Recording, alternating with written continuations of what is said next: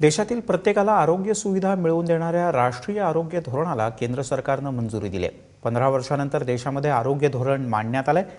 काल संध्याकाळी झालेल्या कॅबिनेटच्या बैठकीमध्ये हे धोरण मंजूर करण्यात आलं। देशातील प्रत्येकाला कमी खर्चामध्ये आरोग्याच्या दृष्टीनं ज्या उपाययोजना आहेत, उपचार आहेत, ती देण्याची योजना यात आहे। गेल्या 2 वर्षांपासून हे धोरण प्रलंबित होतं। सरकारी रुग्णालयांमध्ये मोफत उपचार आणि तपासणी करण्याचं सरकारचं लक्ष आहे। शिवाय पैसे नसले तरी रुग्णालयात रुग्णांना उपचारासाठी नकार देता येणार नाही असा प्रस्ताव सुद्धा यात मांडण्यात आला आहे। काय काय वैशिष्ट्ये आहेत या धोरणाची आपण पाहूया। तब्बल 15 वर्षांच्या कालावधीनंतर राष्ट्रीय आरोग्य धोरण जाहीर झालंय। अखेर केंद्र सरकारनं बराक ओबामा यांच्या आरोग्य धोरणापासून प्रेरणा घेतली।